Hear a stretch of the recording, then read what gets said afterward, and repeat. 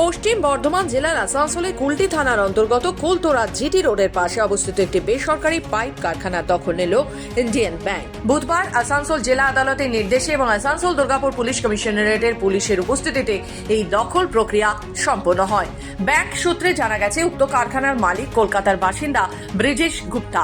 তিনি ইন্ডিয়ান ব্যাংকের আলিপুর শাখা থেকে বিপুল পরিমাণে ঋণ গ্রহণ করেছিলেন এবং সেই ঋণের বিপরীতে কারখানাটি মর্গেজ রাখা হয়েছিল।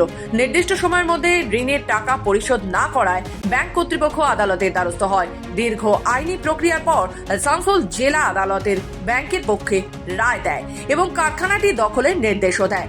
মঙ্গলবার ব্যাংকের আধিকারিকেরা আদালতের নির্দেশপত্র নিয়ে কারখানা চত্বরে পৌঁছন। সম্ভাব্য কোনো অশান্তি এড়াতে পর্যাপ্ত পুলিশ মোতায়েন করা হয়। শান্তিপূর্ণভাবেই পুরো দখল নেওয়ার প্রক্রিয়া সম্পন্ন হয়। এ বিষয়ে ব্যাংক আধিকারিকেরা জানান, দেখুন, এটা প্রপার্টি দেওয়া আছে আমার কাছে। আমি हिंदी बोलते पारूँ एकदम एकदम आराम से। ये प्रॉपर्टी मॉर्गेज करके हमारे बैंक से लोन हुआ था, जो टाइमली रिपेयर नहीं होने के कारण एनपीए हो गया।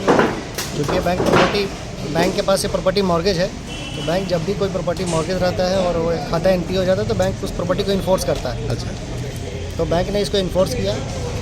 इन्फोर्स करने के बाद डीएम सीजीएम कोर्ट के पास गया। सीजीएम ने ऑर्डर दिया, जिस ऑर्डर को कंप्लाई करने के लिए मैडम आई हुई है, जो फिजिकल पोजीशन इसका लेके बैंक को हैंड ओवर करेंगे।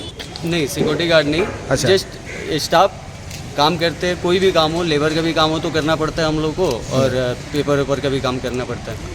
इतना पुलिस आया, वो लोग शायद सील करेंगे, बंद करेंगे।